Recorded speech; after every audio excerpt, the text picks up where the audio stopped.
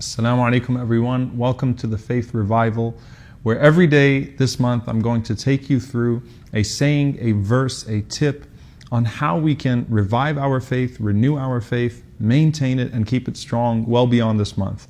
So what I'm going to need you to do from the very beginning is to commit to watching all 30 videos. And the reason being is that a lot of times when we talk about faith and we talk about how to settle faith in the heart and how to maintain our faith, we talk about it in almost random fashion. But the truth is that there is a methodology that is laid out for us from divine revelation and from those that practice that divine revelation in a way that we can continue to emulate until the end of times. So when we talk about Iman, when we talk about faith, what does faith mean?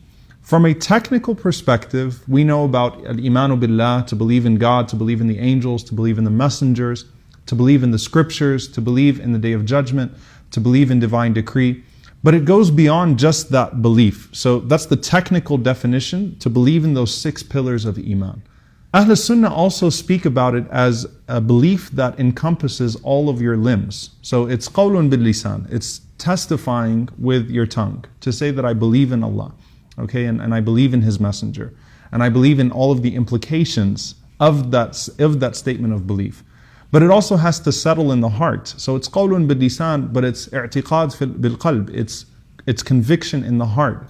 As some of the scholars said, it's not simply tasdeeq, it's not simply to acknowledge faith externally with the tongue, but it's also to have this qarar, this conviction, this settlement in the heart. And then it has to extend to the limbs. So it has to be amalun bil jawarih, it has to be actions with the limbs. Yazidu bil ta'a wa yanqusu bil ma'asiyah. It increases when a person does good, it decreases when a person does evil. However, in the linguistic meaning of Iman, there's something very powerful. The word Iman comes from the word amn, which means safety, tranquility, to be assured that nothing will come to you of harm, to have no fear. And we find this in many different verses in the Quran, where Ibrahim alayhi salam, where Abraham establishes the sanctuary, Rabbi ja'al hadha baladan amina. Oh Allah, make this a place of safety and security. Allah subhanahu wa ta'ala says that on the day of judgment, the believers would assume maqam and ameen, a safe place, a place of tranquility. So Iman brings safety. It also means to safeguard a trust. Allah subhanahu wa ta'ala is also al-mu'min, in that Allah safeguards His believers. He safeguards those that place their trust in Him. And Allah subhanahu wa ta'ala does for them as He promises. So Iman comes from this word safety. And if you think about what that means in the comprehensive sense, safety of the heart from all of the diseases that could corrupt it, the safety of the eyes and the safety of the limbs and the safety of our deeds from all of the misdeeds that could corrupt those deeds, all of those things that could take us away from Allah subhanahu wa ta'ala. Safety in this world from delusion, safety in the hereafter from the punishment of God, safety from despair. If a person has Iman, they have hope, and so they do not fall into despair. They have safety from any type of despair that would take them away from Allah subhanahu wa ta'ala and cause them to forget their purpose in life. Safety from the devil, safety from the corruption of the soul, safety from the corruption of evil friends. Of course, Iman provides all of those benefits, faith provides all of those benefits for us to fully realize it in all of those different things. Now, the tip that I want you to take, and I'm going to give you one of these, at least one of these in every video, there's a very powerful explanation from a scholar by the name of Imam al-Muzani, rahimahullah ta'ala.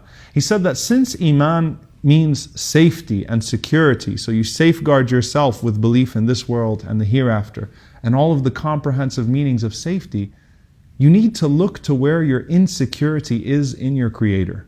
So for example, if you feel constantly afraid of people harming you, you need to renew your faith. You need to recognize that that's where you have a lack of Iman in Allah subhanahu wa ta'ala, the protector. If you're always afraid of poverty, then that's where you need to renew your faith in Allah ar-Razzaq. And that's where you recognize that insecurity and you constantly try to establish your belief in the sustainer, Allah.